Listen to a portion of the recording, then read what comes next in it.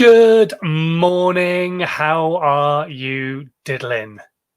Excellent. Me too. Thank you very much for asking. Welcome to another episode of Dazed and Confused. Welcome to another live video. 3 times a week we do this, where we answer your social media, your video questions, try and get you onto a bit of content creation, and most importantly, doing this stuff for free. So it doesn't cost you a penny, it just costs you time, which I know time is money, but hopefully gets you onto that process of creating content on a regular basis for your brand and for your business.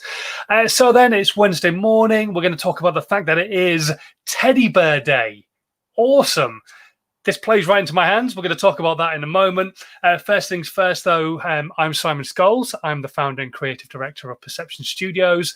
We're an award-winning visual marketing agency. We help brands and businesses create content that helps them stand out, either on social media generally, but across the board.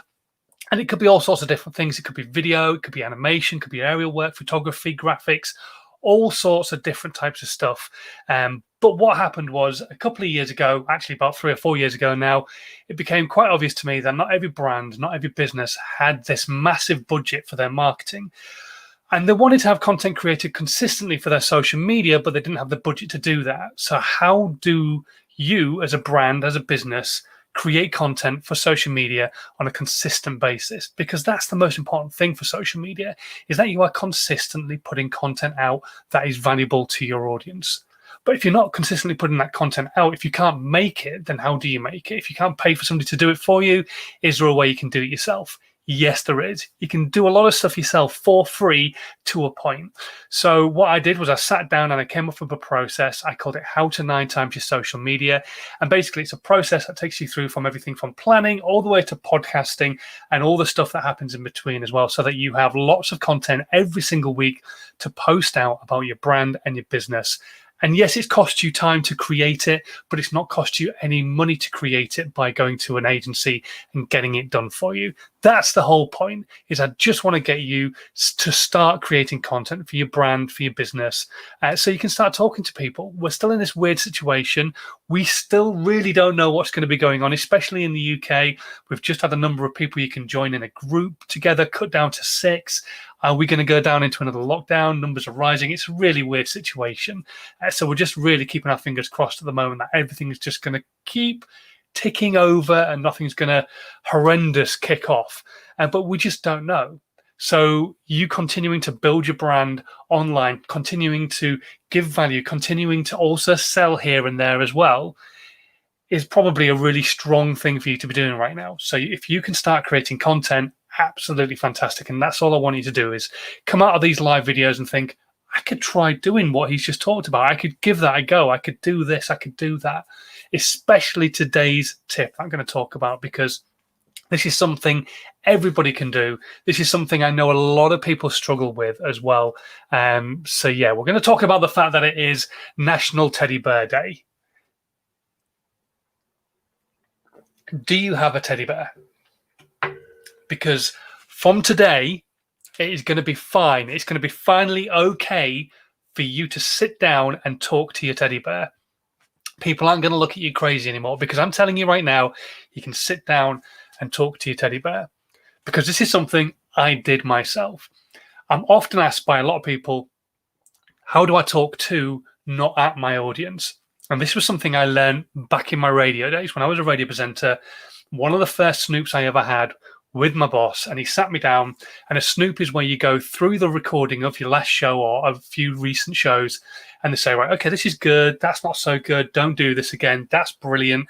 And so you get a good overview of what you need to keep doing on your shows to keep improving as a presenter. And the main thing that came out of my first ever snoop was, you need to learn to connect with the audience, the people who you are talking to, because the audience members, you want them to think of you as a mate.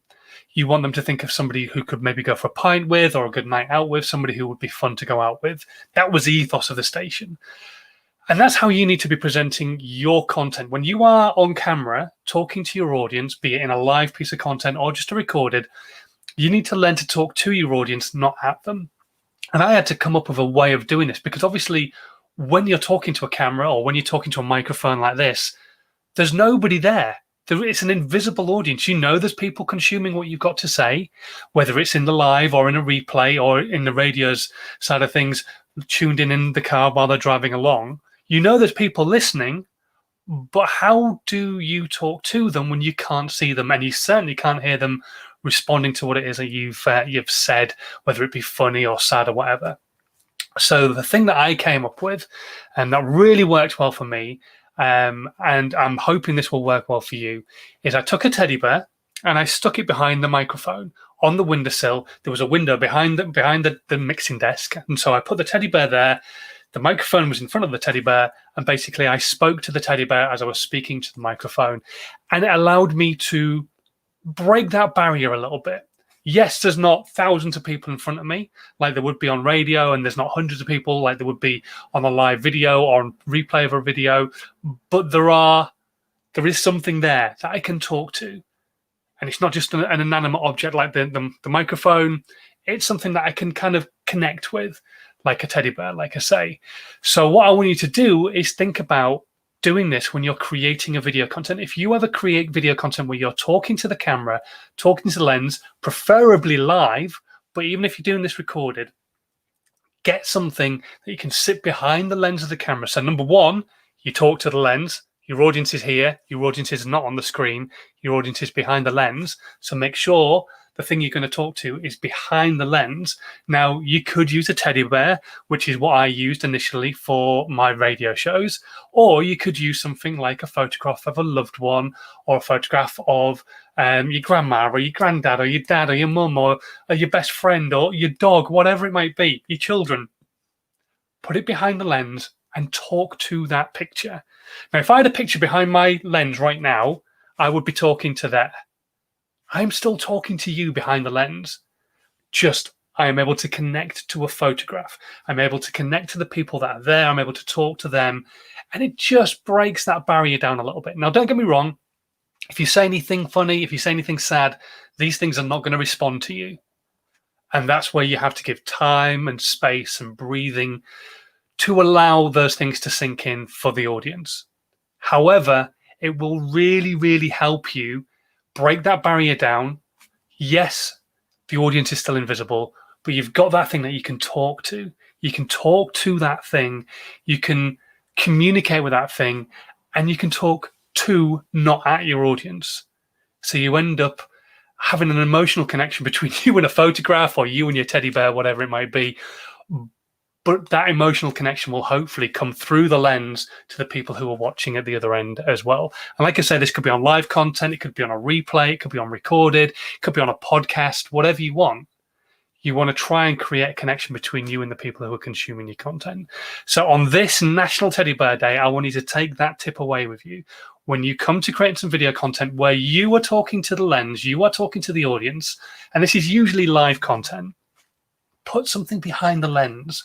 Number one, it will help you speak to the lens rather than looking at yourself on the screen. And I know you're beautiful, but you shouldn't be looking here. You should be looking there where your audience is. But also it will just help you break that connection between an invisible audience and just something that's there that you can talk to. Hopefully that will help you a little bit.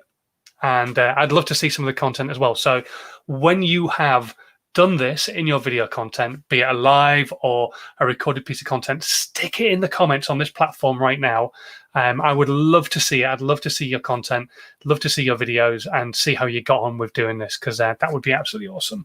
Right, as always, we are going to skip into questions now.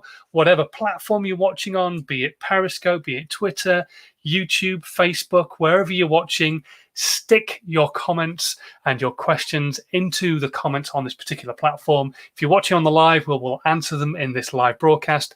If you're not watching on the live, if you're in the replay, just put hashtag replay beforehand and then just ask your question and we will answer it either in the comments or we can put it into the next live, which will be happening on Friday around about the same time. Okay, we've got a couple of questions that have come in beforehand, so we're going to go through those. And then if any questions come in, we'll answer them as well. So Amy has asked the question, or actually just kind of put a statement out. I'm passionate about interior design and renovational kind of stuff, but I don't have the experience of a degree in this area. How can I do it for a living?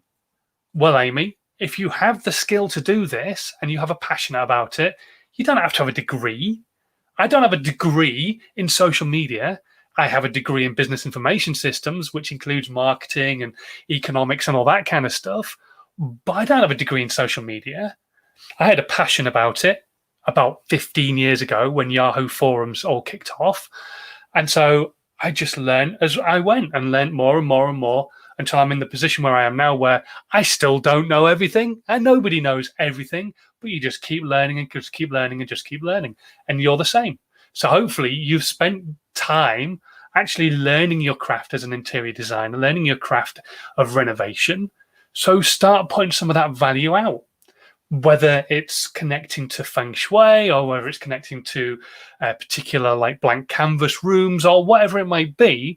Maybe start putting that value out to people so they can get something from it. So, for example, how to make a room look bigger than it actually is.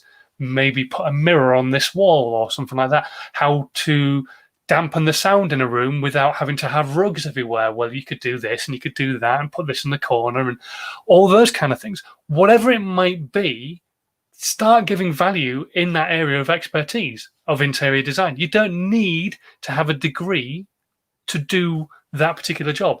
Yes, people might look at it as you have more knowledge if you have a qualification, but it's not the be all and end all. It's not an essential thing.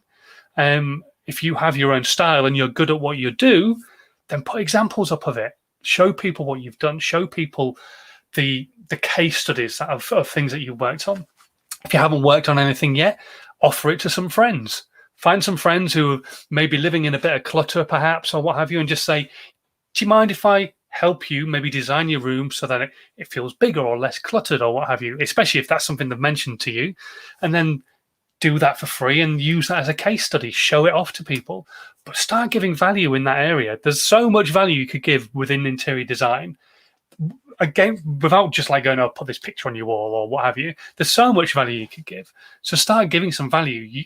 If you've learned your craft, then that's what you do. You keep pushing forwards and giving value in that craft area. If you haven't learned your craft yet and it's just something you like and you've got a passion about it, but you've not really done any learning yet, go away and learn and then come back and start giving some of the value that you've learned and putting your own slant onto it as well. It's the same as trending content on TikTok and places like that. I'm like, it's all well and good to jump on a trend, but why not put your own slant on it, your own twist on it, so that it becomes you and your content that just happens to be on part of trend. So take a look at that. But absolutely, Amy, just start giving some value. And that way, once you've given some value and shown some case studies, people might start to approach you and say, could you come and look at my place in New York? Could you come and look at my place in Newark? Could you come and look at my place in Philly? I don't know, whatever. But you've got to just get out there and start doing it and showing people stuff in the first place. Hope that helps you. Okay, next one. Just quickly check and see if we've got any questions. Nothing yet. That's cool. Okay, so Danny has got in touch. This is a bit of a wide spectrum question, so I'm going to kind of hone it in a little bit. He's asking, I don't have the budget for a company to come and film. How do you film on an iPhone? Okay, so you got your iPhone. Number one, shall we cover the factor of the budget? You would be amazed what budget you need to have some content created, and it also depends on what content you need creating. So, Danny, what I would do is try and find some reputable companies, not expensive companies, but just people who are not going to con the shit out of you, for want of a better way of putting it. Basically, what you want is an agency who's going to come in and create content that you need creating. This is the one thing that I learned when I first started as a video agency. We're now a visual marketing agency, but as a video agency, you'd go networking and there'd be all these video companies going, oh, well, you need a video for your website, because if you've got a video on your website, it'll increase your SEO and your dwell times and your conversion rates. And yes, it can do that. But if your website's not getting the visitors in the first place, having a video on your website is not going to solve that problem. So then you need to start thinking, right, okay, what kind of content do I really need? Do I need a showcase piece for my website to keep people on the website? Because maybe you're getting thousands of people hit your website, but they're leaving almost instantly because the front page is a bit confusing about what it is that you do. In that case, having a showcase video, brilliant idea. But if you're getting thousands of people hit your website and then they're going further into your website and buying your product, you don't need a video on your website because you're already converting those people who come. What you do need is more people to visit your website so that you can keep converting those leads. If you're already converting like 70 or 80% of your leads because they're coming to your website and buying, that's awesome. Yes, it'd be nice to have that other 20% and have 100%, but don't worry about that. What I would concern myself about is getting more people to my website because you're already converting a really high number. So what I would concern myself is, what content can I put elsewhere? What content can I create for other platforms that will draw people to my website so I can convert even more of that 70%? So you got 1,000 people visiting. Now, because you've got content elsewhere drawing people into your website, you've got 3,000 people visiting your website and you're converting 70% of that. That's what you want. So I would be looking at that kind of thing. So number one, don't always expect the budgets to be massively high for a company to come in and help you create some content. And make sure you get a company who is not going to just dive in and go, yeah, you need a video for your website, and then make the video and walk away. You want somebody who's going to help you and understand what you need to do with the video content that you're going to create. The second thing is, if you really, really, really don't have the budget, yes, you can shoot things on your iPhone, but there comes a point where it's not going to be as good as what somebody else can do, obviously. So number one, you need to look at things like lighting. Can you use backlight from Windows, that kind of thing? Obviously, this kind of backlight, not ideal. It's making me look pink because the curtains are pink. It's also behind me rather than in front of me. But this is just the position I have to have my computer. Now, in an ideal world, I'd have my computer here. I would be sat there. And so the light from the window would be lighting me rather than behind me. So I would look completely different. I'd look a lot less pink than I do now. In fact, the whole room would look a lot less pink than it does now. But that's just the way it has to be, unfortunately. But I do have a ring light down here that's kind of lighting up a little bit, so I'm not so dark because I've got the light behind me. But think about lighting, think about set design, and also, most importantly of all, and this is a big, big thing, and I've had people do this in the past on a regular basis, don't film like that. Film like this, because it's so important, because you want to be able to use this content in lots of different places, and the way you frame your video and the way it looks is really important. Now, perfection, as I always say, is not essential, but there are certain things that trigger people a little bit, and having two black lines down the side of your content because you filmed it in vertical is just one of those things. So when you're putting content out, unless you're putting it onto like Instagram stories or on TikTok or on Snapchat, always film it in landscape. Then you can change it ever so slightly so that when you're editing it, you could set up your editing software so it's good for TikTok and then reframe it so that it works for TikTok, or reframe it so it works for an Instagram post. But because you've got that widescreen version, then you can use it on YouTube, you can use it on LinkedIn, you can use it on Facebook. You can still use it on Instagram. Just make sure you get the framing right. Otherwise, half your face might be off the screen or what have you at the wrong point. But yeah, just look at how you're filming your content. Lighting and the fact that it's in landscape will, number one, make a huge difference. What I would also recommend is don't do it handheld, because you'll get that shake, and even if it's got somebody else who's looking like they're being fairly sturdy, there's still a movement there. There's still movement. Get a tripod, get a fitting that's going to work with it. That's really important as well. And if you can afford it, buy a microphone, and be it something like a lapel mic on a cable which you can plug into the bottom of your phone, or something different like a Bluetooth mic, like a Sennheiser Bluetooth mic, wireless mic. The Sennheiser Memory Mic, really great. I think I've got it linked in the section below, which is a really cool microphone. Comes with an app where you can film in it as well, so then it syncs the audio from the microphone and the video together. But yeah, those are kind of some of the simple tips I would say. The other things I would recommend, obviously, are some of the settings. Make sure that you get your exposure right. Make sure that you're not overexposed. Make sure you're not underexposed. All those kind of things. Right now, obviously, like you can see how much sunlight's coming through. This area here, massively overexposed. So the behind me is overexposed, the curtains are pink, it's lighting me as pink because of that. Get that kind of thing right. I can't get it right because of the space I'm working in and the time frames I have to work in on my live content. But if you have a look at some of my recorded content, very different. Spin myself around, I put my camera here, I have lighting down over the top of me, so I look a little bit nicer, a little bit less old. I look a bit more normal colorization. I use a different lens so that there's a nice shallow depth of field behind me. I have my logo on the computer. It looks totally different. I have my microphone plugged in, all those kind of things. So if you're recording it on an iPhone, just try and work as best as you can to the limitations of an iPhone. They may shoot in 4K, but you are not a professional filmmaker.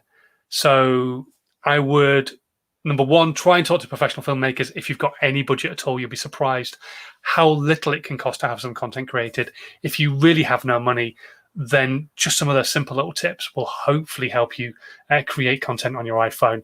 And yeah, away you go, basically. And hopefully that kind of helps a little bit. If you've got anything else you want to ask about iPhone filming and stuff like that, just drop me a DM. I'll do my best to answer them as I possibly can do. Or we can have like a one-to-one or something and have a chat through some bits and pieces. Anyway, right. No more questions have come through from anybody at the moment watching. So as always, I'm going to disappear. I'm going to go and off and do some work.